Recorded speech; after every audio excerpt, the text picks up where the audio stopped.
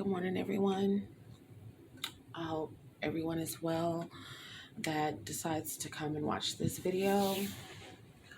Um, just got some thoughts in my head that I wanted to get off my chest. I spent a lot of time on YouTube and came across a story that is very triggering. Sorry, excuse me. Yeah, very triggering.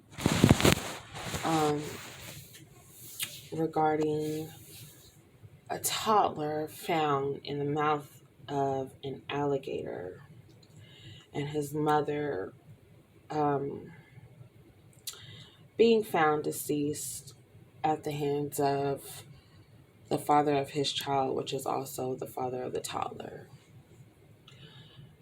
My heart goes out to the family, the friends, anyone that, was invested in this family, neighbors.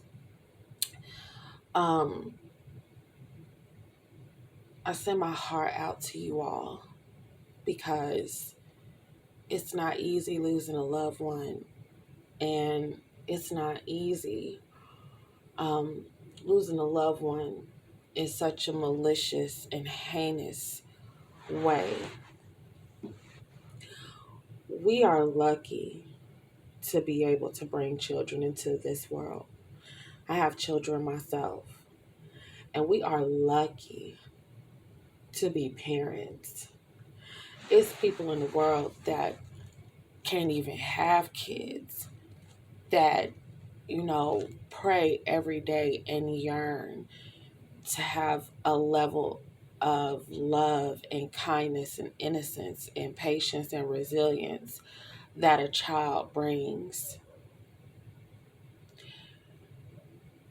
However, one thing that I notice that's becoming a trend is that anytime there's a breakdown of a relationship, a friendship, a domestic partnership, a controversial issue, a misunderstanding, a way to publicly and pathetically pass a message to society, children are the ones that pay for these debts.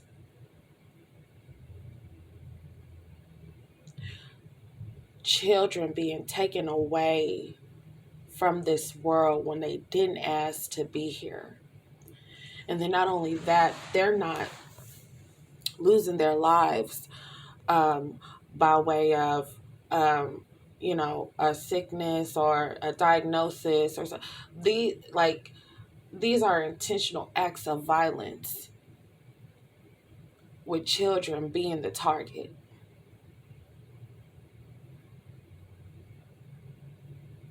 And it's sad because anyone that's a parent knows that our kids are our everything. Good parents, we come through for our children. We are willing to go through anything to protect our kids. But when you have a child with the wrong person, that can very well be your child's demise. This day and age, you having a child by the wrong person can place, whether that child even grows up to become an adolescent, a young adult, an adult.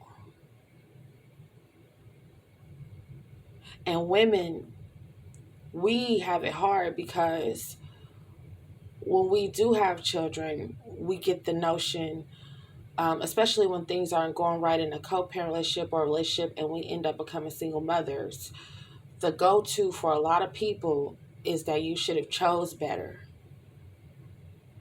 So whenever we carry the guilt of that, we try to co-parent with men that are devils. That are devils. We are so caught up, especially Black women.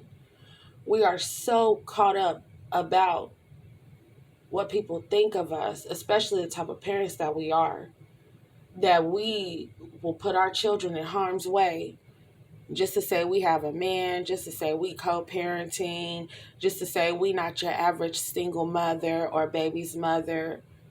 So we'll put ourselves in situations that our intuition know ain't right. But because we trying to keep up with the Joneses,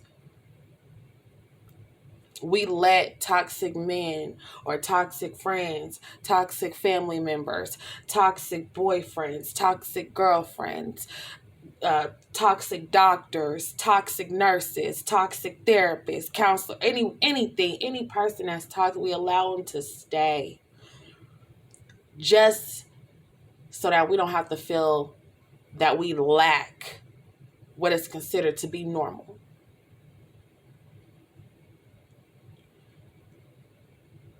I guarantee you anything.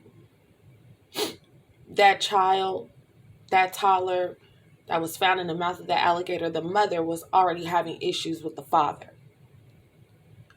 But her pride wouldn't let her move, change her number, get a protective order.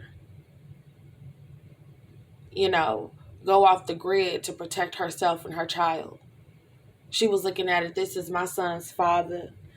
So I'm going to do whatever I have to do to make sure that he's a part of his child's life. Same thing with the 2-year-old girl whose father unalived her. It's to the point now we are in a society where the signs are right in front of you. You don't have to read between the lines. You don't have to look for innuendos. Like the signs that a person ain't to be trusted or ain't to be around no kids.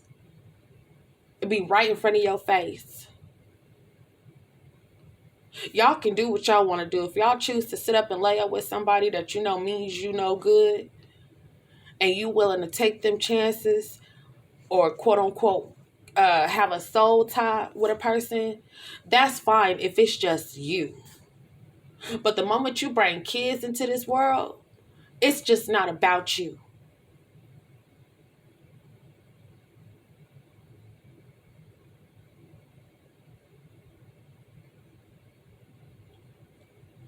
We be so focused on how shit look and how we feel and go along to get along and fake it till you make it, that is costing us our offspring.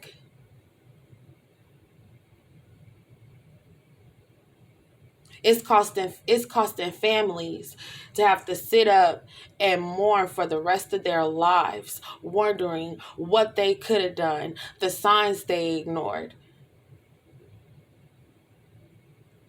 All to keep one sorry ass individual in the mix.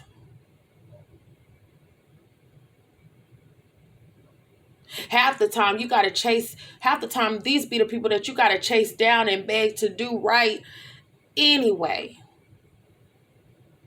And the ones that are able to put up a front, that only lasts so long. That's where the vetting and the discernment comes in. And no, I'm not a Bible thumper. I'm not a church goer. I'm not even too religious, but I ain't no damn dummy.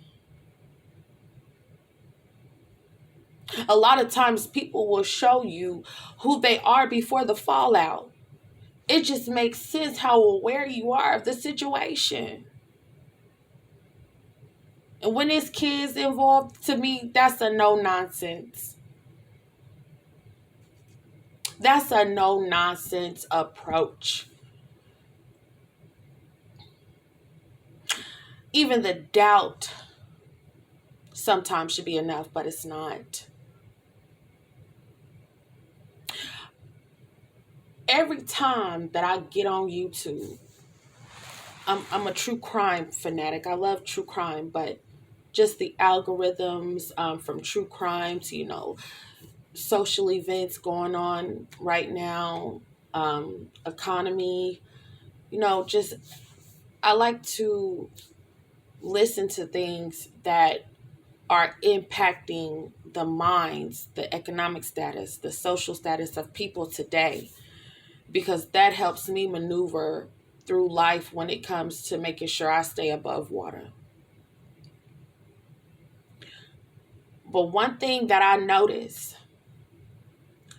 is that kids are the primary target when it comes to proving a point in this world. You want to prove a point? Harm a child. Do something unjust. And then it ain't even really proving a point. It's getting people's attention. Our children are art. Our children. Children. We got to do something. We have to do something. We have to be more vigilant. We have to be less trusting. A lot of us are having to be willing to seek help, talk to our kids, talk to our children. I get the saying, it takes a village, but a lot of times these villages don't be knowing what be going on when you look at isolated situations like this. The same people that will show up to birthday parties, go take family vacations together, you know, be involved. When situations like this happen, I did not know, or we tried to tell her, or we tried to tell him, or we tried to intervene. Y'all want a village when y'all want help. But when it comes to correction and constructive criticism, oh, y'all don't want no village then. Y'all got everything figured out. It's your life. That's what you like to say. And you let monsters dwindle around your kids because they put their name on the birth certificate. Or because they got a DNA test so science shows that this is their parent. But their actions and their intentions toward their children are fucking demonic.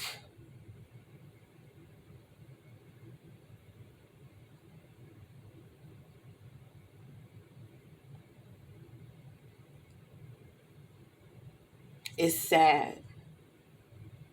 I pray that women be selective with who you choose to have children with. Men, choose who you release yourself in. Because women move like this too. It's there's no gender specific. Both genders do things like this.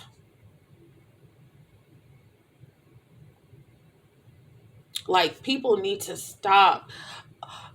Kids are blessings, but at the same time, if you have a child with the wrong person, that child's life will be burdensome, given what that child will have to endure and what you will have to endure to try to force someone to step up to their responsibilities and do what is right.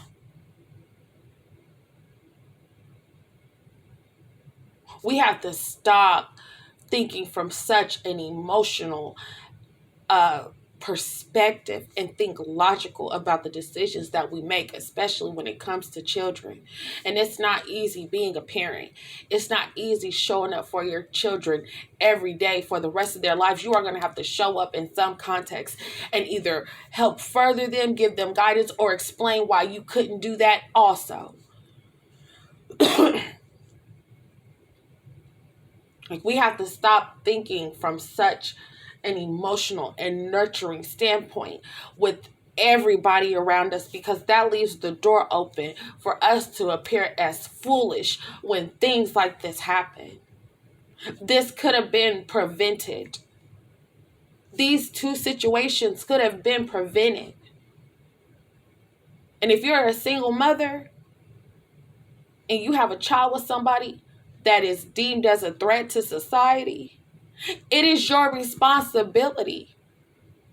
It is your responsibility to make sure that you keep your child out of harm's way. I don't give a damn if that's their father. I don't care if that's their uncle, their cousin, their grandmother. It's your job to keep these children out of harm's way. Because when the fallout happens, everybody gonna be looking at you, the custodial parent, saying, why didn't you try to stop this?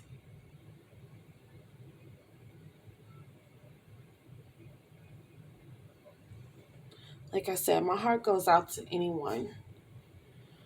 Um, the friends and the family mourning the loss of these two children. I know I started the video talking about one, but I'm talking about the baby girl and the toddler. The story with the alligator and the baby girl whose father did that just senseless act of violence. And my heart goes out to anybody that is going through it as a parent, whether you're a single parent, married in a domestic relationship, you've lost a child, you want to have a child, you like, it's so much that come with it. And the way that this society is maneuvering, our kids have become the targets. Not black folks, not black women, not black men. It's the children of any culture. I'm black, so a lot of the standpoint that I talk from, a lot of my think pieces are going to come from me being black in the black community.